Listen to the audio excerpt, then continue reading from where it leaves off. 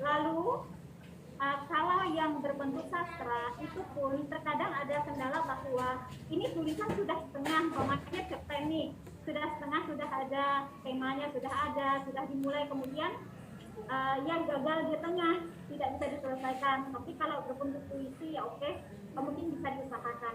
Selanjutnya ini tadi Bapak meminta memaksa kami untuk menulis. Artinya ada ruang untuk kami mengembangkan diri. Sekarang memang kami ada jurnalis di sekolah yang sudah memulai memantik semangat kami, tetapi jika Bapak bersedia mengoreksi kembali tulisan dari kami dan nanti kami kirimkan ke Bapak, itu janji Bapak, maksudnya kami minta bantuan dari Bapak untuk mengoreksi tulisan kami beberapa begitu Pak. Jadi intinya bahwa ada kendala bagian tulisan karya ilmiah itu tadi ya Pak ya. Siap. Bagaimana caranya untuk cepat memahami hal itu? Terima kasih Pak. Oke, baik Mbak Suster. Ini keren dan luar biasa, guru bahasa Indonesia di Sintang ya. Jadi ini kalau yang bertanya seperti ini guru matematika saya masih luar biasa. Tapi ini yang tanya guru bahasa Indonesia. Gini, jadi untuk Mbak Suster ya, yang pertama, jadi untuk menulis ilmiah, menulis karya tulis ilmiah itu kata kuncinya ini kan kita harus memilih diksi-diksi lugas, bukan kiasan. Sehingga bagaimana memetakan untuk subjek, predikat, objek itu prosesnya nanti tidak menjadi kendala yang kita pikirkan, tetapi bagaimana kita menuliskan dulu. Tahapan menulis itu dilihat satu, yang pertama memilih topiknya atau judul yang mau kita tulis. Yang kedua, lalu kita menuliskan, ya, menuliskan apa yang kita tuliskan. Jadi nggak usah pernah berpikir benar dan salah. Dan saat menulis kita jangan pernah menjadi seorang editor.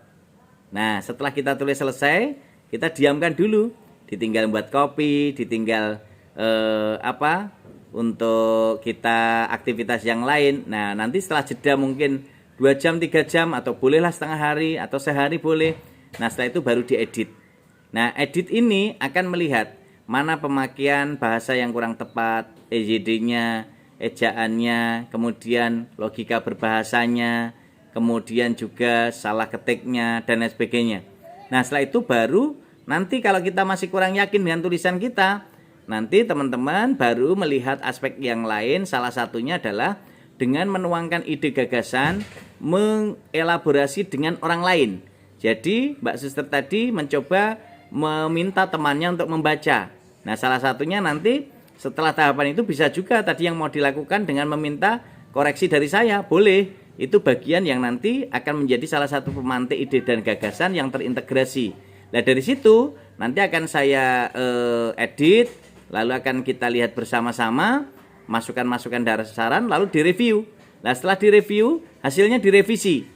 Nah, setelah direvisi, nanti terus dipublikasikan.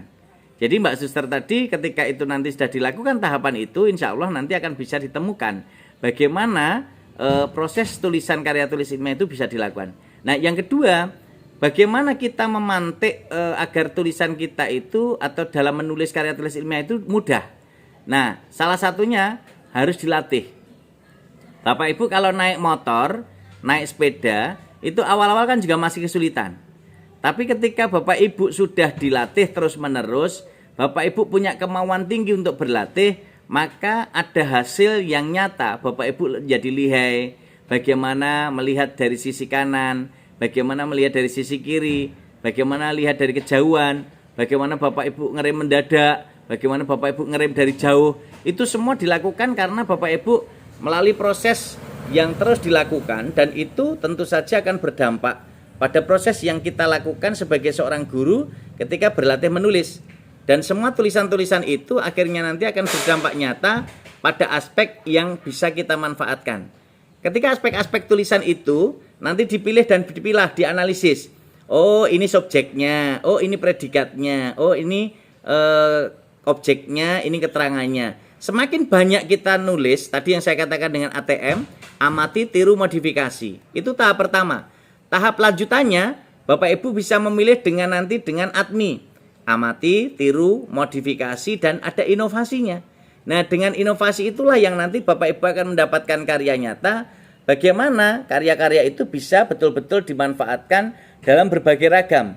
Dan ragam-ragam itu nanti yang akan memberikan kontribusi bagaimana tulisan-tulisan itu bisa dimanfaatkan. Nah, ketika Mbak Suster tadi mengatakan bagaimana kita memilih topik-topik ilmiah yang nanti betul-betul bisa bermanfaat untuk anak didik kita, ya tentu harus beragam.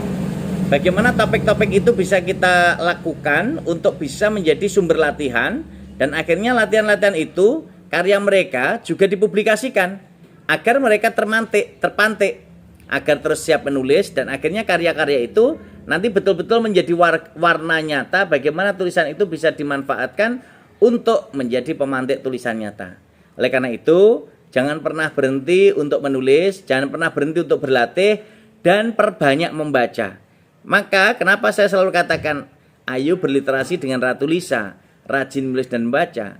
Itu bagian dari upaya kita untuk memperkaya repertoar bahasa kita.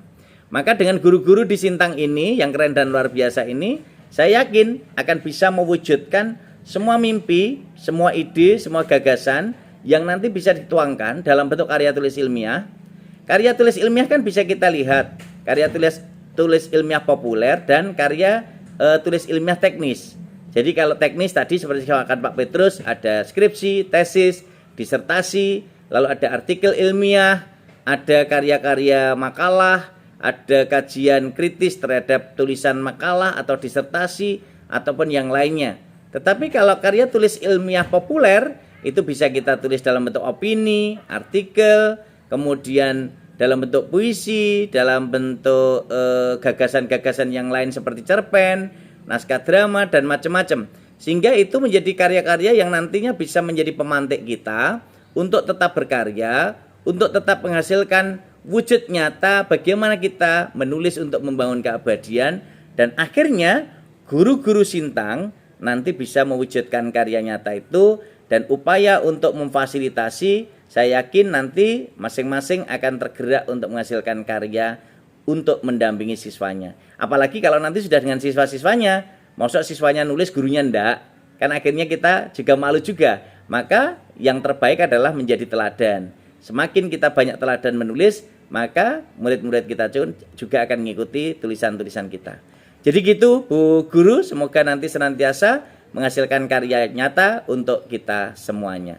Salam hebat dan luar biasa, salam literasi dengan Ratu Lisa, rajin menulis dan membaca untuk kemajuan dan kejayaan multi generasi NKRI.